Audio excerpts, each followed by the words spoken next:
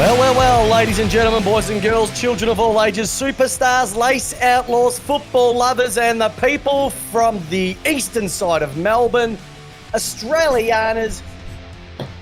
What a week of football. What a weekend of football. J-Dog,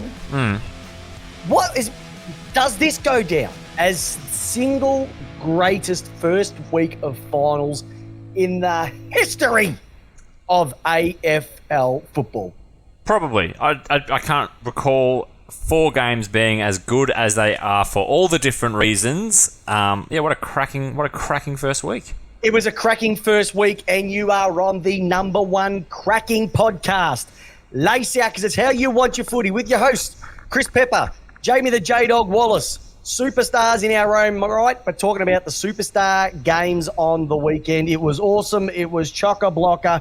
It was wah-wah-wee-wah. And as I've said previously, it was packed tighter than John Holmes's jeans. Let's just say, Jamie, I was there at one of the games. It was exciting from the first game to the last game. Ebbs and flows, up and downs. It looked like the Australian Stock Exchange, the ticker. And mind you, my ticker was going up and down. That's how good a weekend of footy it was. We're just going to talk about games this week. We're talking about games. We've got a little bit of news to get through. We're not worrying about the trade. Big news. Huge news. Big cash. And there was cash, Robbo. Plenty of cash to talk about. We're going to get into it. Do you want to talk about the cash now, J-Dog? Should we get into it? Well, let's just talk about some of the news, and then we'll start talking about the games. The shit that you guys love, we will talk about. Well, we are got the shit that we talk about. We talk about it well. Get on the chat if you're listening to us live. We've got plenty of things we want to hear from you. We want to hear about your thoughts of the games. And we'll get into the games this week. Peps. Yes. Broadcast deal. It is done. It is locked away. It was touted as going to different streaming platforms, going down this split, that split. They could have that. Channel 10 could have the game back. It was thrown around. It was Gill's final piece to his illustrious time as the CEO of the AFL. And he's played a blinder. He's absolutely played a blinder. There's only 4 words that I could rip out at this particular moment, which it just nails exactly what Gillan Majoclin did when it comes to the AFL rights. Here comes the money. Here we go. Money talk. Here comes the money. Money. Oh, yeah. Could you just see Big Gill coming in? Bling, bling, chatter, chatter. He's got the big Flavor Flav clock around his neck. He has done the equivalent of when you're going and buying a car and you walk away from the dealership saying, I can get a better price somewhere else. Come back in. He's done that. Come back in. He shopped it around. Come back in, Gill. He shopped it around, and Channel 7 said, no, we don't want to lose the footy. Foxtel have done the same. As a joint partnership, they are now secured the AFL rights for the next 7 years to the tune of $4.5 billion. $4.5 billion. Isn't that nuts? But at the same time, going through what the AFL have gone through for 2 seasons of COVID, all the money, all the loss of all the clubs, and having to pay players and take cuts, and there's probably going to be a bump in salaries now. If you've got a salary coming up, a renewal of a contract the next 3 years, you are asking for shitloads, because this TV rights deal is worth $4.5 billion to the AFL. They have got money, and it is a product that people want on their TVs. Well, there's a couple of ways to look at it, J-Dog. First and foremost, well done to Gill. Like, he's going to go out, whether the 19th team comes in from Tasmania, I think they've factored that in, that there is room for growth with that. Yeah. Put in perspective that the last deal that went through from 2017 to 2022 was $2.5 billion. Yeah. So for an extra 2 years of footy, they've got an extra $2 billion. Absolutely, yeah. It's worth. Stockings are shocking. Fine women anywhere.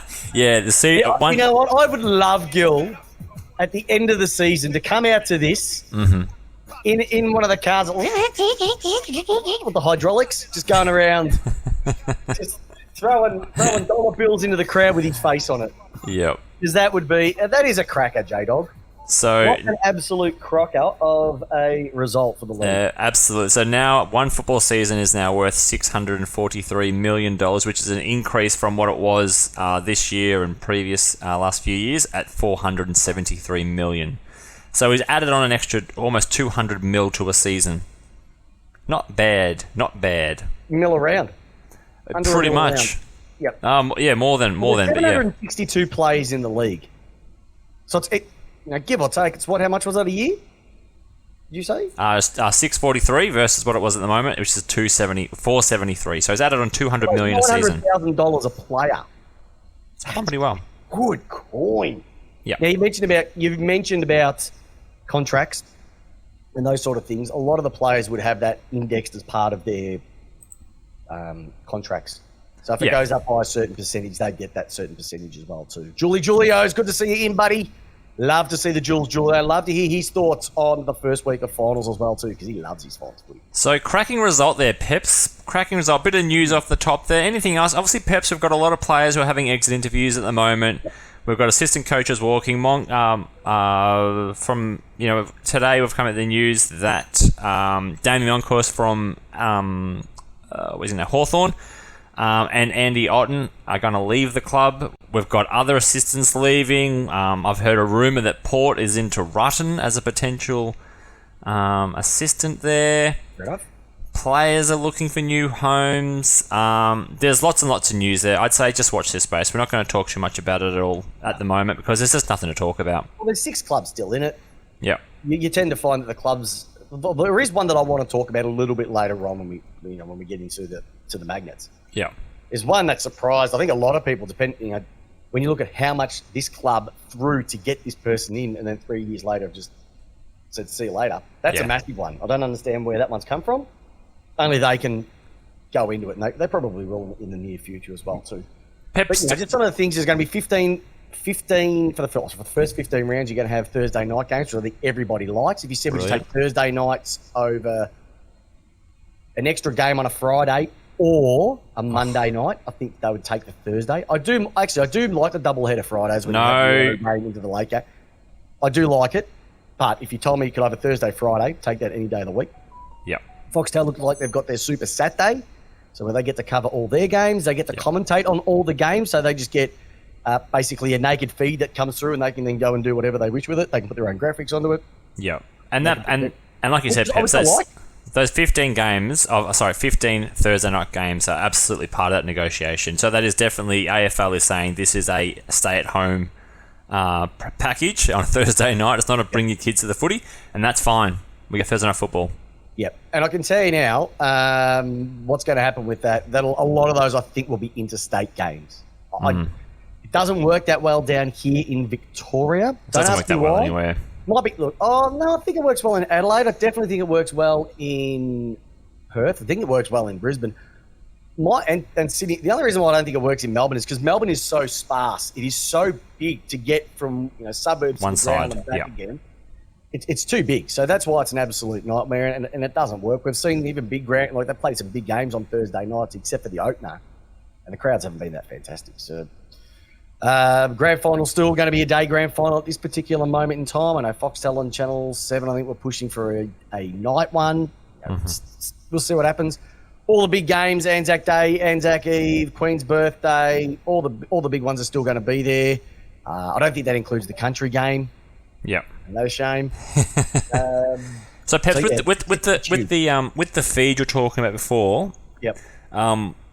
What's the impact on those streaming services like KO and whatnot? I don't think there's going to be any difference because they'll get the channel. You get ads everywhere? They'll get the Foxtel feed. Very good. So they should get the Foxtel feed. Yep. And the Foxtel commentators, etc. They just won't get the Channel 7 broadcast. That's fine. That's what I'd be thinking. The only other thing that I'm thinking of, and I haven't heard this, and we're not too sure where it's going to roll out, is will you have the choice? So if you go onto a Foxtel feed, or a KO feed, do you get to choose between the Channel 7 coverage or the... I'm not too sure. I have both. I have both a KO subscription and I have Foxtel subscription, and I watch Foxtel football. Exactly. It's simple as this. If BT's commentating, I'm off. And if Dwayne Russell's commentating, I'm off. Dude, don't talk about Dwayne like that. I'm going to talk about Dwayne like that because he is a Dwayne in the ass. Rightio. Hey, good to see a few boys. See a few of the usual crew have joined us again, J-Dog. Jazz, Ruboy, Chatsy. I bet the Lions will win. Ruboy, you just keep throwing these at me every single week, just wanting to see the D's lose. And you know what? If they win, they win. Understandable. Donna J, good to see her again. I had a chat to Donna J on Saturday. Let's just say there were some daggers thrown my way after I gave her a bit of faux pas love for the Richmond team losing on the weekend. Well, karma is a bitch, Peps, isn't it, Yes, for you? and that's what she wrote exactly to me. Karma is a bitch, Peps. Exactly right. You know who wasn't there wasn't karma being a bitch for on the weekend? It was 4 teams who played some cracking football. Yep. And personally, my friend, it all started on the Friday night, the Thursday night, with one of the best games of football I have ever seen. And it started, I think, with this mob, J-Dog.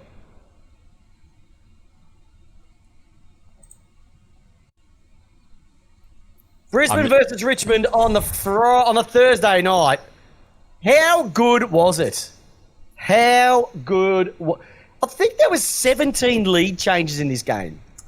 Yeah, what a shootout. It was a shootout. If you could see that result coming, you're kidding yourself. No one saw that result coming from a multitude of reasons. Just the way that Brisbane have been playing, how Richmond threw it away. Bad kicking is bad football. It was a shootout. It was everything you want from finals football, but the complete opposite of what we got on the Friday night game and the Saturday games. It was complete opposite. Yeah. Where do you want to go with this one, Peps? I mean, there's obviously lots of storylines out of this. We've got Richmond, who are very upset about the goal that wasn't a goal, that was a goal, that there's no footage to back it up, and Dimmer was not happy. And then you've got the fact that there was 5 Richmond players around Danaher's boot in the final minute. I don't know, Peps. Where do you want to go? Where do you want to go with this one here? It's as simple as this, J-Dog. 28 minutes into the last quarter, they were in front. Yes. And a minute later, they've lost. Yeah. They've got no one to blame but themselves. Well, there's another 119 odd minutes to make the decision to make the game yours or not. Exactly right. Easy missed goals, but just some people played out of their skin. I know they keep talking about this bloke, but I don't understand. Richmond gave him absolutely no respect whatsoever. Lachie Neale. Yeah. We've watched Brisbane games throughout the season, but little bits and pieces here. But to sit down and watch a full game, he tore Richmond a new one. He kept Brisbane in that game. Yep. And the best thing is, I love WhatsApp. I don't know, I've got a WhatsApp group with all the footy boys. And just how good is finals footy? It was back and forth. Just those conversations. It was a game for the ages. And it's like, if you ever want to give someone a game of footy to watch and say, this is what finals football used to be all about, you show them this one. Yeah. And then if you want to talk about what finals footy is now, you show them one from Saturday afternoon, because that was a ball terror. But you got to give kudos to Brisbane. No one gave them a hope. Tell me, I didn't pick them. You didn't pick them. I did not. No, especially with the likes of McInerney out in the midfield. I thought they were just going to get ripped 90 apart. seconds into the game. Yep, out. So yeah, that was it's just an incredible win. And as you said, Lachie Neale completely put this team on his back and ripped this game to shreds. As you said, 39 disposals, 21 contested possessions, and 15 clearances. That is just a nuts game of football. But Jamie, if you go through the stats, it was so even across the board. Completely. Disposals wise, there was 16 disposals difference. Yep. In favour of Brisbane.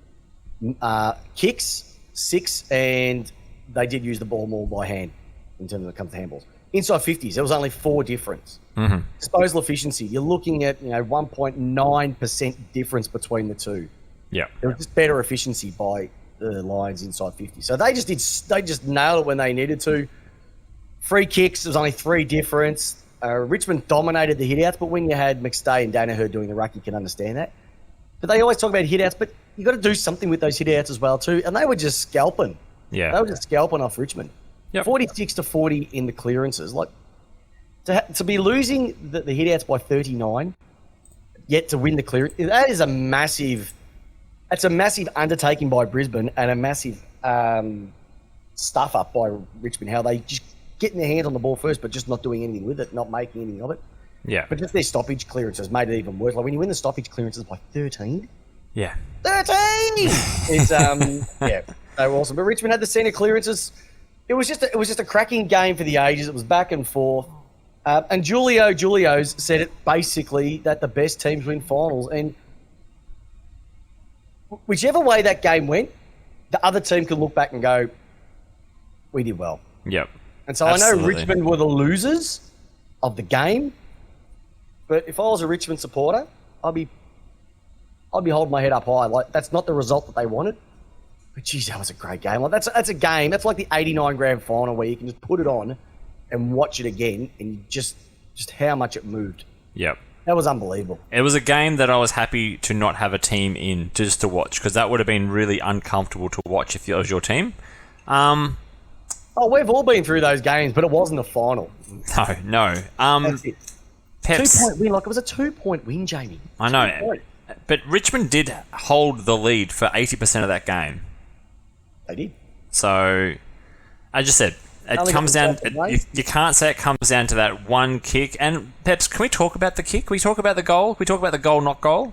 Can we talk about the 2 point? The two main things to come out of that. The first Sure. one was the point, Yep.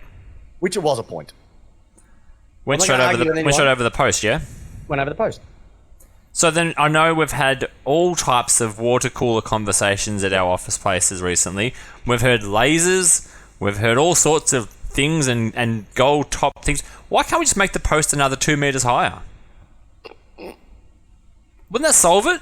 No. Because Why wouldn't it solve it? Nothing will solve it. You just have to use the eye. Because if they put it another 2 meters higher, they go again. How high do you want the poles to be? A K high?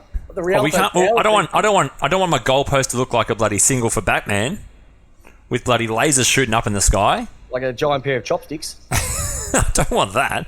No, I think they're high enough. You have a look at the old school posts and have a look at the ones now. Oh yeah. Oh yeah.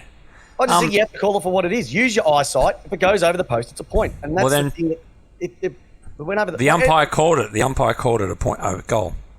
That's the problem. And I can understand where Dimmer came from when he said, look, you either let them call it and use their eye or don't have them at all. And it makes valid sense. Yeah. I just think I don't understand what the arc is for now. Because remember they were supposed to be for the howlers? Now they're Yes. calling them from 30 metres out, touched. Yeah, we're not going to go into that though. But we don't want to go through it, but that's what it was. That was a perfect example for what it was for. Here's an idea. Just either go and just kick a drop punt. Why couldn't he just Tom kick Lynch? a drop punt? Why couldn't you just kick a drop punt? Well, you wouldn't have had an issue with it. No, you weren't far out. Just go back, slot it with your foot normal. Don't try and bend it around on your side of your foot. No. That's so, what did he try and do? He tried to check side from there. Go left foot from that far out. You're skilled enough to do so.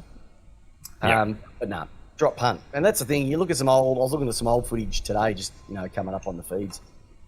People taking it from the boundary and just going drop punts. There was no check sides. There was no round the corners. It was just straight up and down. And Well, that I reckon the was ball has a bit to do with it. The actual balls on themselves. But that's a story for another day. I've spoken about that previously. well. But, You only have to look to Saturday to see Jeremy Cameron put on that display. Oh. I don't want to jump into the game right now, We don't want Peps. to jump into that game right now. That was the first one. The second one is how can you have 5 people go up in the middle of your goal square and miss? No one No stand one got down. a hand on it. Yeah. And Joe Danaher's played the game of his career. He's kicked 3. He's played in the ruck all day. McCluggage was awesome early up. They're going to have to do that again this week as well against a probably better back line. Yeah. Can they do it 2 weeks in a row? I'm not sure. But the team that they're playing ain't too flash as well, which is my mob, which we're going to get into very, very shortly. Yep. So, what we're looking at now, we are looking at a final series without the Richmond Tigers playing in it. Peps, Yep. better for or not better for? What do you think? I reckon... Could the Tigers go much further than this week, do you reckon, if they won? I reckon they're a better team than Brisbane. Mm-hmm. They would have given definitely Melbourne a run for their money.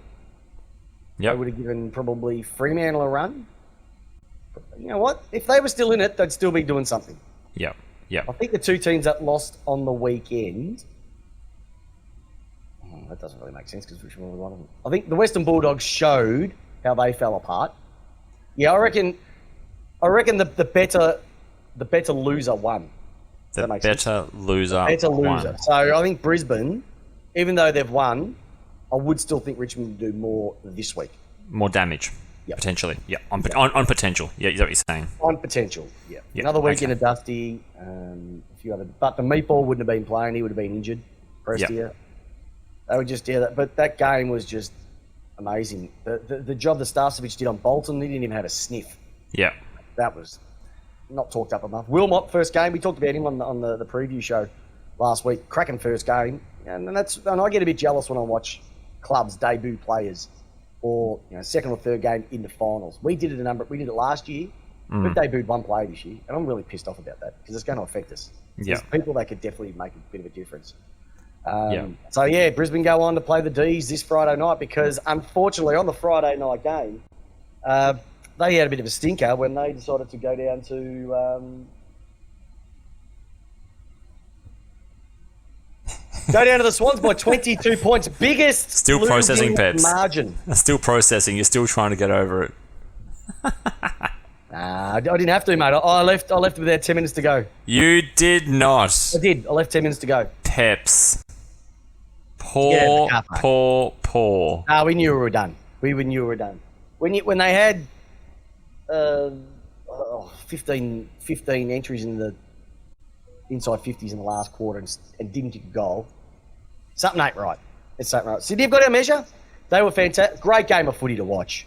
Peps, Great you were game leading. You were leading into halfway through the third quarter the whole time, and then you just So do you know what it is with Sydney? Little Melbourne And go to what it is sleep. why John Longmire is the best coach? in Little the league? Melbourne go to sleep. Little Melbourne, no nice. Hey, at It's least getting we can dark go- on a Friday. It's getting too tired. Oh, softly. Midfield goes to sleep. Anyway, Hickey rips you a new one. Brayshaw's unseen. Viney's had a terrible game. It was good marking. I mean, you couldn't even keep up with the little fast Swannies across the ground or the little runners. Tell you what, it looked like old men versus a sprite young team full of 24-year-olds. You guys couldn't cover. You guys couldn't catch them. Couldn't catch a breeze past them. Anyway, go ahead. So, Peps. It was great. It was great to see. Go ahead. so Sydney were more hungry.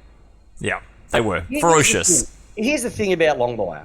He is adaptable. He adapts his team for whatever needs. Yeah.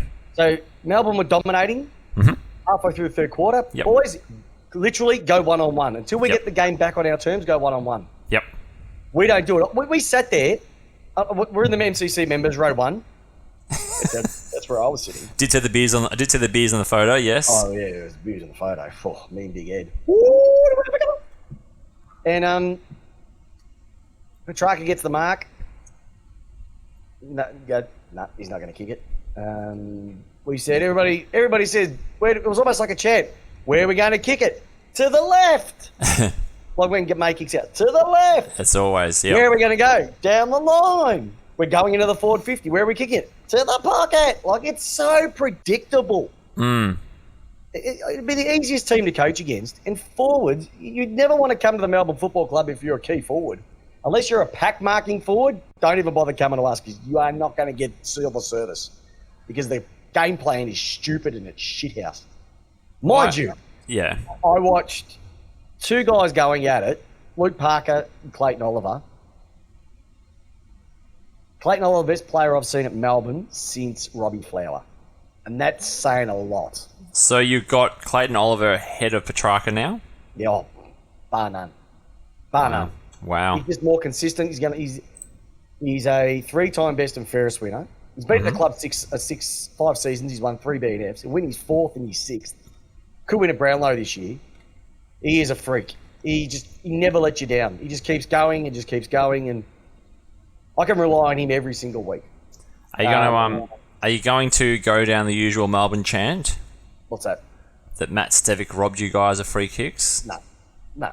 It's always a way, you guys. Always blaming the umpires, I blaming don't blame the Stevic. umpires. I will say, though, there were some stupid free kicks. There we go. There were some stupid free kicks. Like, Buddy cops a bump after running back in the goal. It's a block, 50 metres. You guys can't But help then we yourselves. copped some absolute rippers as well, too. That was coming through on the WhatsApp. Peps, don't ever complain about free kicks ever again. Yeah, it was disappointing, but... That final quarter, they Peps. just had- Sydney were tackling harder. They were literally covered every outlet of every stoppage situation. Every tackle, they seemed to have double the amount of players on the field than what Melbourne had. Mate, they lost the contested possessions by 25. Yeah, it's huge. That's massive. You win most games. Inside 50s, we had more. More free kicks. Yep. More hit-outs. Centre clearances, one different. But across the board, we literally smashed them. And we possessed more of the ball, but they did more of it in the last 10 minutes in the last quarter as well. That's where they won the game. They were just How did Ben amazing. Brown go? Shithouse. But he's not a pack marking forward, J-Dog. And what do? We bomb it in. Sorry, Peps. I could ask how Port went this week, but I'll stop asking all these questions about the players I know the answers to. yeah, that's all right. It's pretty funny. And That's pretty Brown funny. He doesn't really have to matter because he goes home and just sits back in his chair and looks to his left, and in the corner of his eye is his premiership medal. That's true. So yeah, the Swannies were the biggest winners over the weekend in terms of margins. 22 points. They ran away with it towards the end there. I don't think Melbourne put up much of a yelp in that final quarter at all. I think the Swans just outran them, out-tackled, outplayed. It's like Survivor. Outplayed, outlast, outwit.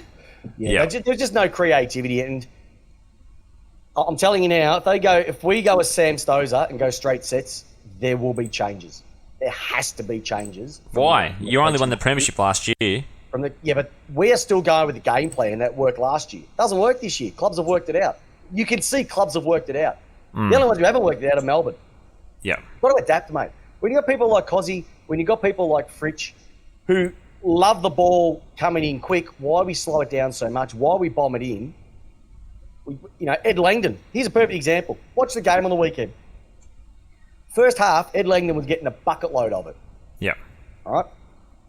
We went our defensive sort of methods, and then he didn't even see the ball at all. We didn't use the wrong side of it. We didn't use the right side of the ground Yeah. as well too. Yeah. Just a couple of things coming in on the chat. Craig Jones, I don't know what you're been doing in your off season. I think you're still on Mad Monday. Cozzy to Port, no chance. Rosie for the Brownlow, no chance. Melbourne coached by a clown, no chance. Ken Hinkley? Melbourne will be stupid to risk Petrarca this week. Yeah, it depends on how bad it is. It's not actually in the bone, it's towards the joint, so they reckon they can get away with it. Dunkley to Port, well, good on you. Like, George Yardies to Melbourne is what I've been heard, so... and even Julio's gone, Brown is an unco, and he's a bit of an unco. You've got him wobbling. You've got him wobbling. His feet are wobbling under him. Well, he's wobbling, but they weren't wobbly at all as well too. They were just great. They're young. Is the hype real? Is the hype real? Is the Sydney hype real? Oh, definitely. Yeah. Yeah, they have got... I don't think... They haven't got tricks, they've just got grunt. Yeah. They've got desire. Well, when they were led by their desire. best, they're led by best on the ground. They had Parker, Lloyd, Rowbottom, Mills, Papley, and Fox were probably the leading players. Yeah. That's everything grunt. everything that could have gone wrong for Melbourne did.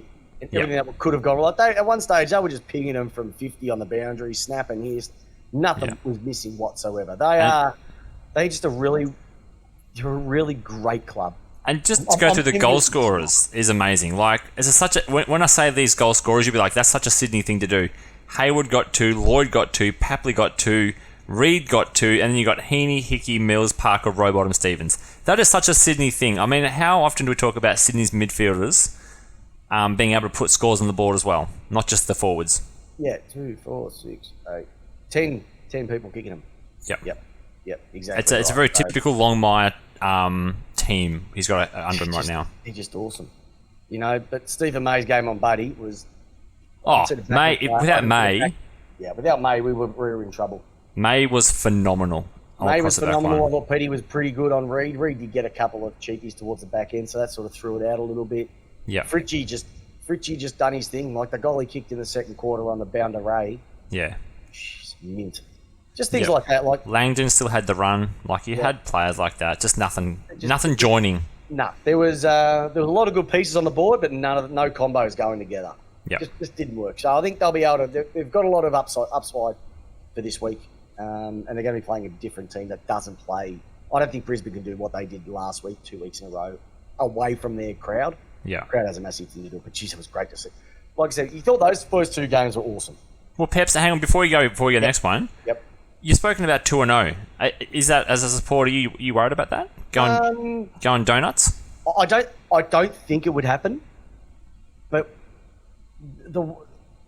we win the ones that we shouldn't win, and we lose the ones that we shouldn't lose. And so basically going on from here, we shouldn't lose this. Yeah. And I keep hearing Melbourne need a solid forward. The issue with Melbourne is they don't get the ball in there fast enough. Ben Brown is a leading forward. He kicked 60 goals 3 years in a row as a leading forward. We bomb it in. Yeah. You saw what we did against Brisbane 2 weeks ago. Bang. Yeah, Bang. direct. Direct and quick. Yeah. We don't do that. That's what's causing. So I think the game plan is causing issues. And even last year, we went through the middle a lot more when going around. There's just things about the game plan at the moment that other teams are working around. They know they can work around it, and we're too stubborn to change it. Yeah. I think they'll get away with it this week, but then they're going to play potentially Geelong. Yeah. Are the two gone focused down the line? Is that what you think could be happening with Melbourne? No, it's just bomb it long. Okay. Get the ball to ground and run it out. But Yep. the thing is that clubs are going, well, let them kick it down the line because we'll just swamp back even further into the back line and run it out the other side. Yeah. They're almost skipping a line to go forward. It makes it tough. Makes it tough. So, yeah, I think they'll get through this week. And that game is going to be 7:50 p.m. MCG on Friday night. I will be there. I'm going with Mum, good old Dana Pepper, superstar she is. We'll be going row 1 in the MCC members, hoity-toity. The beers are on you, Mum. Go on the boring? Well, I might take her to the bull ring. She hasn't been to the bull ring. She'll Very probably, good. my mum would probably think there's actual bulls in there. That's what she's like. And that's the superstar Dana.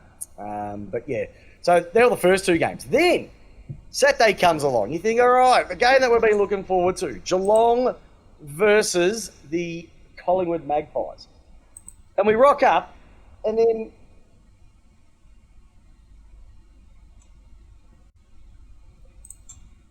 what a game. Mm-hmm. What more could be said about this game? Well, it was brutal. It was tight. It was impact. If you did not get off that ground sore, my eyes were sore. I had to put ice on my eyeballs because they were sore from the hitting and that impact. Colin would get out on a jumper, and the way that Geelong ground their way to a win, like I don't know, and that crowd. What was it? How much was it? Was it 90 or 89? yeah, it was pretty much capacity It was or massive. close to it. It was massive, J-Dog. Peps, I didn't think I'd see a game better for a first week finals than the Brisbane Richmond one. I think this game eclipsed it easily. Just because it was just such a tough game. It was so tough. It was tough. It was brutal. It was contest footy at its finest. It was free-flowing footy at its finest. It's 2 teams that play 2 completely different ways.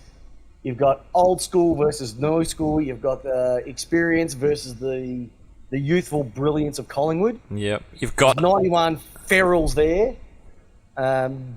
Highest crime rate apparently in Collingwood for a long, long time.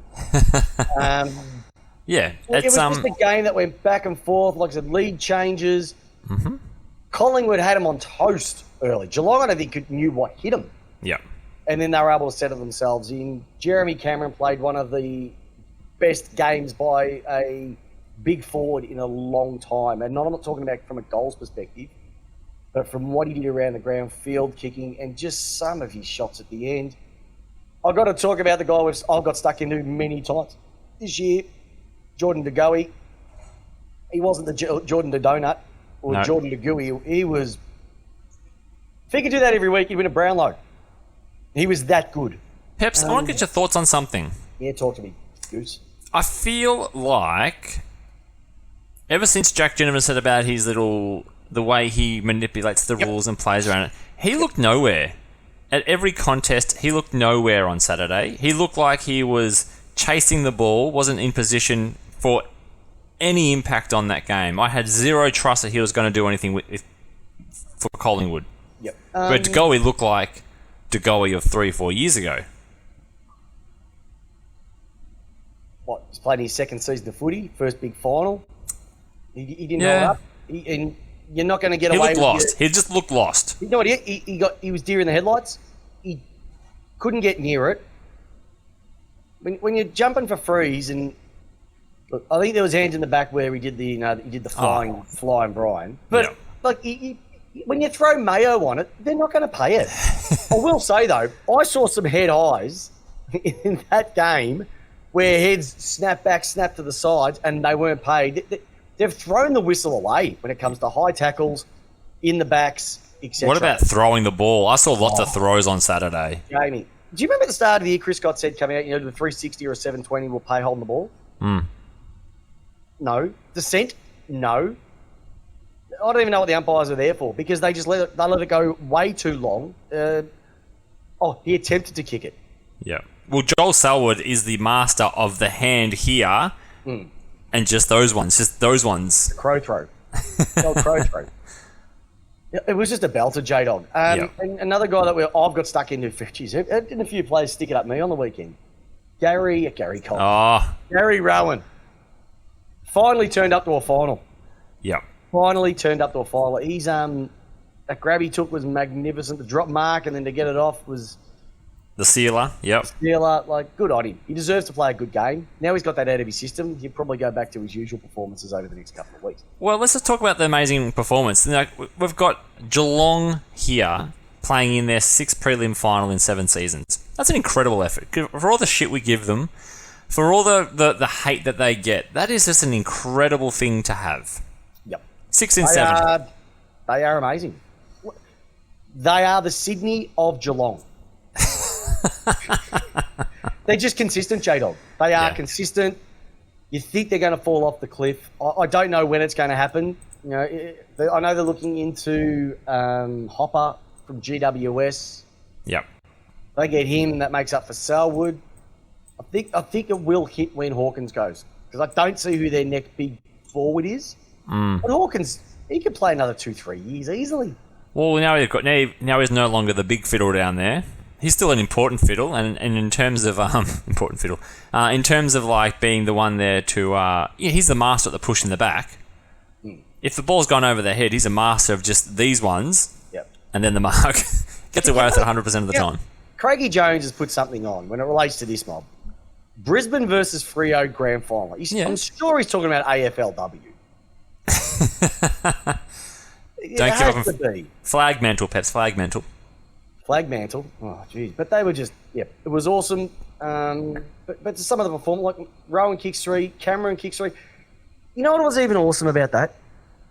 The fact that, who went from the boundary? Johnson? Johnson went from the boundary for Collingwood, right? What, was it Johnson or was it Elliott again? No, that wasn't. No, it was Johnson. It was Johnson. Right? It was Johnson. Yep. Right? So he kicks his. Goes basically same thing down the other end, but Cameron has to kick with his left foot against the boundary. The wrong side. The wrong side for a left footer, and he slots it. And Tom Lynch couldn't do that from 5 metres out. Well, you can see Jeremy Cameron get the ball, and he's sort of like, "Oh shit! Actually, I'm on the wrong side here." On the wrong side. And you know what? He went back, and he's the best player in the league. Oh, he's the best player in the league. By miles. I think he had 12 score involvements as well. So he not only kicks them, he gives them off as well. Yeah. Pendlebury. I think he's like a fine wine when it comes to me. I'm just appreciating what he does a little bit more. Yeah. I don't like Collingwood. I know people like Collingwood as Collingwood. And for someone to even come out and go, well, I think Collingwood is everybody's second team. Yeah.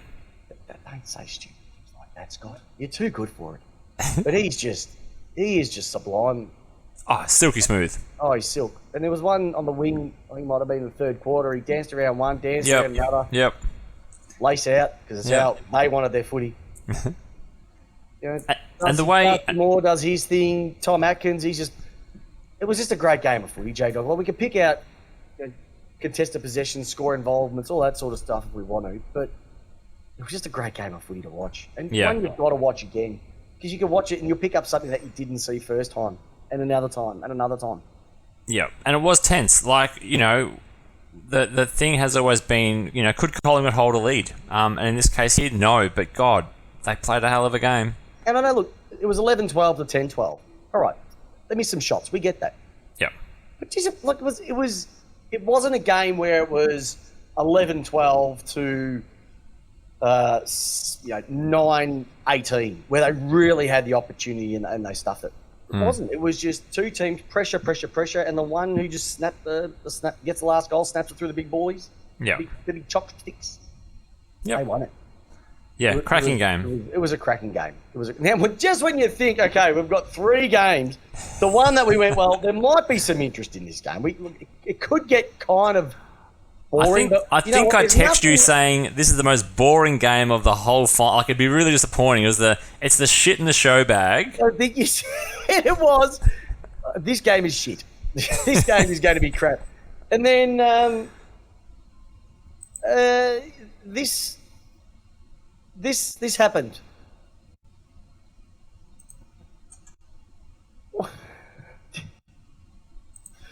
Oh, jeez. I've got Peps. It literally, Western Bulldogs did exactly what you have been proclaiming for 3 years now about them. Their players go missing. Their forward line goes missing. And when the chips are down, they fold. They fold. We're talking about the doggies here. We are certainly talking about the doggies. Yep. They cold. Ice cold. They were canned and palled up. There was even one of the players, I can't remember, he even did the point at the scoreboard when there was a little bit of a dust up. And I'm thinking, when you're 5 goals up, you can do that. But they were 5 goals, they were 5.5 goals up. 41 points up at one stage. Yep. And it wasn't like the grand final where you could see got them back in the game. Freo went bang, and then bang, bang. But they were still 2.5 goals down at half time. So, all right, they've had a bit of a run. The doggies would have gone, all right, we'll reset and we'll take... They didn't even yelp up. Take it one step further, J-Dog. Third quarter, they kicked 1 goal 5. Freo kicked 3 goals 2. They were still behind at 3/4 time. So the doggies, all right, we've got the 3/4 time. Grind it out. They've put all their chips in. The agates are on the chopping board. They've done everything. Jamie, they've kicked 4 goals. 3 goals. 2, 3 goals goal after 1. 3 goals after quarter time. The doggies. That's twice. Their last 2 big games at Freo, at Optus Stadium, they've stunk up a 90-point turnaround and a 54-point turnaround as well. Yep. They've got issues there. Like, to get that far in front and then just hit the brakes. Bont was playing out of his skin that first quarter. Yes. The midfield were all over everyone. Cody Waitman was getting his hands on it as well too. And then Michael Walters went, come on, boys. Oh, Mickey Dubs, let's go and do something here. Yeah. Caleb Sarong. Yep. You've gone on about Sarong a number of times this year. Mm-hmm. It was a little bit like the Brisbane game when we talked about Zorko. Yep. I watch a lot of Fremantle games because it's Fremantle. Yep. God, I love watching him. Yep. The better brother of the Monday. Brayshaws had another cracker. You mean the non-premiership winning one? Andrew Brayshaw had 32 and 6 inside 50s. Oh, it was just awesome, Jamie. Like, it was football at his finest. Yep. I loved everything about it, this game. It turned into... It wasn't much. Like, I'm not going to lie, Peps. It got to the end of the first quarter, and I'm like, oh, God, this is just boring. I've just come off 3 excellent games. I've got no football on Sunday to look forward to. My Saturday night set, I'm going to enjoy this. Yep. And I was thinking, shit, this is just terrible. Even to the point that, Luke Ryan was an All-Australian a couple of years ago. Mm-hmm. And sort of, went off the radar a little bit. He's coming out and had 31, but it was 618 metres gained from the back line. It's huge. That is massive numbers. And he Yep. spent 88% of the time on the ground as well, too, which was one of the highest behind Brennan Cox as well, too.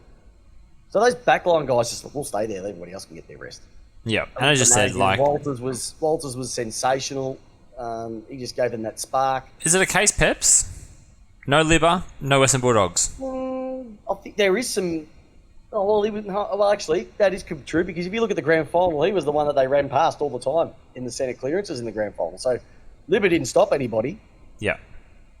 But even like Jamis was his second game, kicks 2, only had 7 disposals, but he was critical in that second and third quarter to kick a couple. Yep.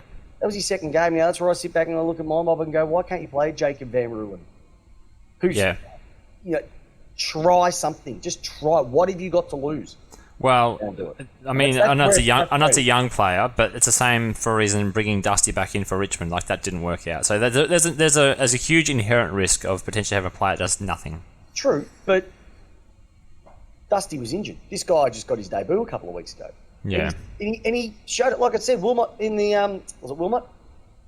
Willett, I can't remember. Wilcox. The Yep. guy from Brisbane who played his first game that you got stuck into at his first game was admirable down back. Yes. That's what I mean. You just need a bit of youthfulness, a bit of life, a bit of colour, as good old Richie would say. Yeah.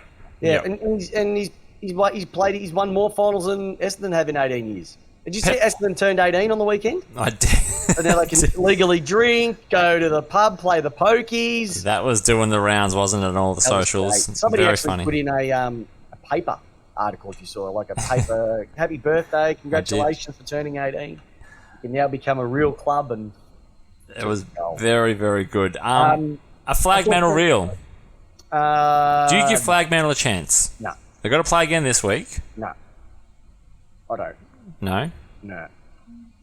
So you reckon they won't? You reckon that's not going to happen? No, it's not going to happen. Okay. No, won't mention it at all, unfortunately. Why is that? What are Fremantle missing that the Sydney Swans have? That the Geelongs have. I mean, Geelong's probably an outlier because they are the length of the Flemington Straight at the moment. Well, I've got something interesting for you that's just come in on the WhatsApp. Got old Heathy Buxton, Bucko. No, as my kids love to call him No Neck Guy, one of the best blokes you could ever know. And if you ever go camping with this bloke, make sure you're loaded up because he is just going to sit back, place bets, and give you guys a good time. He's an absolute superstar. You go to Josh Dunkley's Wikipedia page right now. It says Josh Dunkley, born 9th of January 1997, an Australian footballer who plays for the Port Adelaide Football Club in the Australian Football League. And if I show that on the camera right now... Someone's just changed the Wikipedia. Come on, Peps, you're better than that. I don't know, mate. I don't know. I didn't do it. HEB, good old no-neck guy, he's done it. So, yeah, good old no-neck. Oh, very I might funny. keep loving. All good games, mate. So that also means now that Fremantle... I think Oh, sorry, that no, they- I asked the question. Sorry, the question I asked was, what are they missing? Why don't you talk about Freo in the same I way? will also say, Craigie Jones also did mention it as well too, but I thought he was just taking the piss. Oh, no, I he actually did. got the article. He Did- did mention it, but I got the actual article. So Fremantle have to play at the G this week against Collingwood. I don't Yes. think they can beat Collingwood. Okay. If you put the two games up against themselves, I think Collingwood will win. Then they're going to have to go to Sydney. So they're going to have to come all the way to Melbourne. Would you just stay in Melbourne and go straight up to Sydney? You wouldn't fly all the way back to Perth and then come back again. No, Because if not- they do that, they're going to have to go Melbourne, Sydney, and then Melbourne again. I think that's going to be too many travels. Yeah. But that's going to be at 7:25 p.m. on Saturday night. But why don't we talk about Freo in the same way? Freo got a fast midfield. They got a fast forward line. Why Sydney? They shirt around like Sydney do. Yeah, I Is think it just because they live over there and got to play an extra No, game? I just probably trust Collingwood a little bit more at the G. And when you Okay. got, So it's just the opponent. It's just the opponent. There'll be 70,000. So that's a couple of extra supporters as well too. Okay, that's fine. If it's just the opponent, and I agree, Collingwood are a very good team. If it was the other way around at Optus, I'd probably go Fremantle. Yeah. Probably would go Fremantle, but it's not. So I just think the home teams will win this weekend. Last week it was a lot of the. Did you see it was non-Melbourne teams won last week? All non-Melbourne teams won last week. That's Brisbane, fantastic. Sydney, Geelong, Fremantle. Yep. So yeah, as I said, we got. Who says it's not a national game? We've got the 2 games this week. I don't know if I'm going to be available for a pre-chat, so it might just be you, Pep, solo again. But Melbourne and Brisbane, MCG Friday night, and then you have got the other second semi, which is Collingwood and Freo on the Saturday night at the MCG. So 2 MCG games. Yep. And I think, like I said, I think the home teams will win. I said there was going to be an upset last week. I think there was more than one. Yeah. I know there's been a lot of trade stuff being thrown around at the moment. Like I said, we're not going to touch on it. Just for the respect, there's still 6 clubs in it, but it's interesting when the clubs finish. The rumours start to come out. And I think the biggest one, obviously, is looking at Toronto taking a 7-year deal. Oh, I hope they sign him. I hope they take it for 7 years for $750. Yeah. But isn't it interesting, like, for a long time it was, don't put people on long extensions, long deals. Yep. Petrarca signed a 7. Oliver, I think, did 7 as well. Mm-hmm. Callum Mills has just locked in a 6-year deal. Yep. With the Swans. Cameron came across on a big one. Cameron came across on the big one. Taranto looks like he's going to be getting 7. Cochin's just got an extra year. Mason Cox gets a 2023 as well. So a lot of long extensions for the players coming in. It's like, why would you want to go anywhere? Which is good, but it also ties up a bit of the salary cap as well. So I know that there's going to be a little bit of shift in there as well too, which is going to be okay. Well, it's like Grundy. They tied him up on a what was he, a 9? 7 mil over 7 years. 7 mil over 7 years. There we go. Yep. That's simply going to come down to Jackson. Jackson stays at Melbourne. He's not going to Melbourne. Jackson goes. Brody comes to Melbourne. Yeah. With probably part of his salary subsidised, I'd probably imagine as well. You guys aren't. I reckon about 300 G's. You're not going to pay him $1 million a season. No. So you're probably going to get Grundy for about $700,000 a year. Yep. That's not bad. I'd prefer a bigger forward, but you know what? You can't win them all. So they're going to have to adjust something. The one I was going to talk about earlier on, I mentioned that there was a decision that was rolled out, players being delisted. Liam Stocker. Did you see Liam Stocker got the chop from Carlton? Yeah, I did see that one there. Did you think that one came completely out of the blue? Compared to how much completely out of the blue from the Blues. So if you're don't get smart, not used to it, all right. But what about if you remember, they were the first club to trade up picks during the draft. Yeah. And they did a swap for picks to get him. I think a pick 18. I think it might have been it. With Adelaide. Yep. 3 years later, got rid of him. Yep. It's a brutal game, and he didn't have it. He didn't have it at AFL level. What did he play? 27 games, something like that, over 3 years, and just doesn't have the speed or the tank of the midfield. Doesn't have the tank for a midfield. Doesn't have the speed for AFL level, and you put him behind the ball, and he doesn't have it as well. So, I reckon he'll get picked up somewhere. Honestly, Jamie, you can't tell me there are 700 players better than him in the league. He'll find a guy. He'll find a spot at another club. I think it was the bottom 4 clubs. I think it was Andy Marr or someone like that talking about it. The only thing that makes this story interesting is the fact that he's got such a high draft number attached to his name. If it wasn't, he was just another kid. No, I think what makes it, I don't think it's the draft number. It was the way that Carlton acquired him. Now, they were like, we want this kid. And then 3 years later, no, we don't want him anymore. Yeah. Like, you would have known before he got there if he was a bad kick or whatever. Like, you just don't turn into a bad kick. Correct. You're a bad kick when you get to the club. He's just slow, though. You can get out of that. But is he just slow? See, when they say he's just slow or he's a bad kick, you would have known all of this during but you don't. The scouting of him. You don't. Jamie, you know... At AFL level, look at Jack. Look at how many... I don't want to go through rolling out our list of players, but Jack Watts, superstar at under 18 level, gets to AFL level. Well, he never played under 18 level. He only played schoolboy footy. Well, looked like a superstar there, got smashed. Yeah, but he wasn't, mate, that's a different story for another day. He wasn't developed right, and I've spoken about that before. He wasn't developed right at all. So, yeah, I mean, I don't know. It's just another player who didn't make it to AFL level. I mean, it sounds cold. It is cold. But that's what it is. And he was also under a different administration back then. Savani was the list manager back at Carlton. He wanted him. He really wanted him. No longer there anymore. New coach. Well, Brad Lloyd, who was the football director, was there.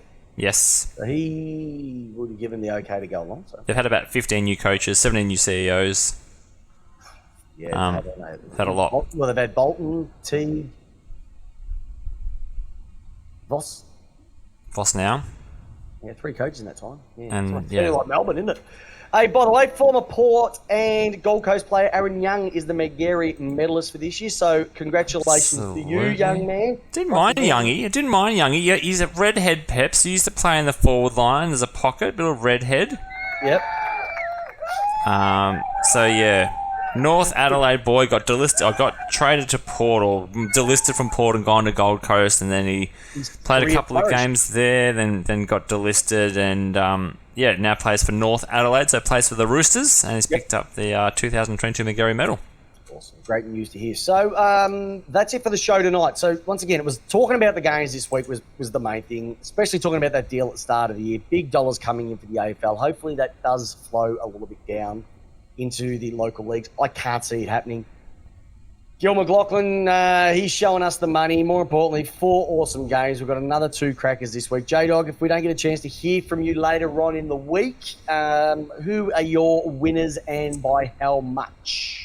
My winners this week are going to be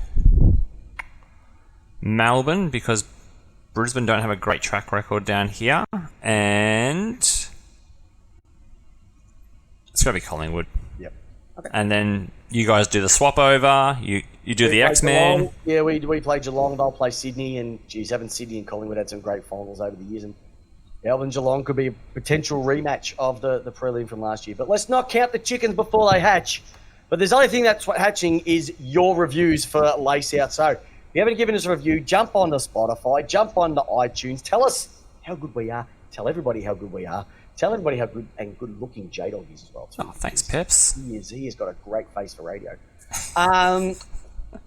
And we're going to be back next Tuesday night. I will be back this week with the teams. There's only going to be 2 teams. It's only going to be short. It's only going to be quick, just the way that Jamie likes it. But for those who tuned in, everybody on the chat, awesome. One other thing, Craigie Jones. Tell you what, he is like our...